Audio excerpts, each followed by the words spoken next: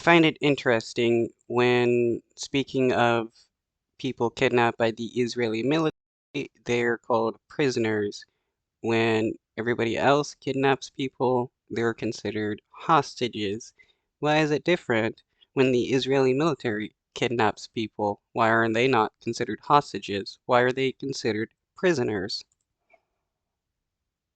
Give us a sense. What is the very latest on the ground there?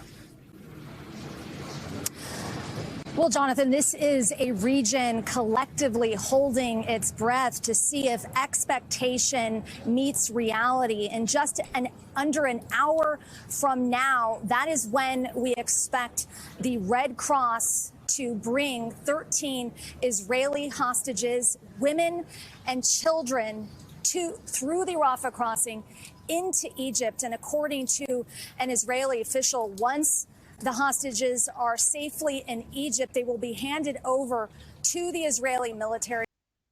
Specialized military personnel will greet them and begin the identification process, as well as they will all undergo full medical evaluations. That, according to an Israeli official. Once that process is complete, then they will be allowed to call their families for the very first time in some 48 days. They will be provided with a video uplink. Once that phone call is complete, then, according to this Israeli official, they will then be driven to an Air Force base in Israel, and from there flown to 5 different medical centers. And it's at those medical centers where they will be physically reunited with their families. Now, as you mentioned, a list of Palestinians, 13 women and teenagers, has been released by Palestinian authorities. It is expected that those individuals are already on their way from 2 prisons in Haifa, southeast Israel. They're being driven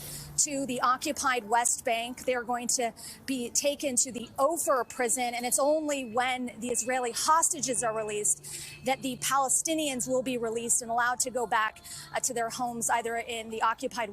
So this is nothing more than 2 groups exchanging hostages because, again, they want to pretend that the Palestinians are just prisoners who committed some crime and being punished for it, when that's not the case.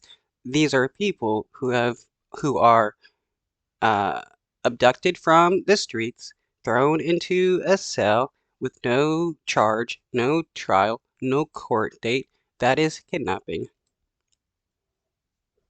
West Bank, East Jerusalem, or Gaza. Jonathan.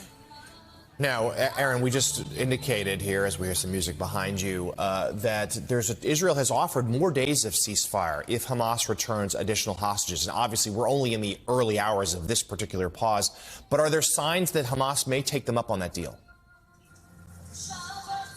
Well, it certainly is a possibility, Jonathan. And from where I'm standing, the square where people have come out to support. Man, people claim that the Israeli government is a democratic nation, yet they routinely kidnap people and put them in prison, charge and trial, some of them being really young kids. How is that democracy to kidnap people and put them in prisons?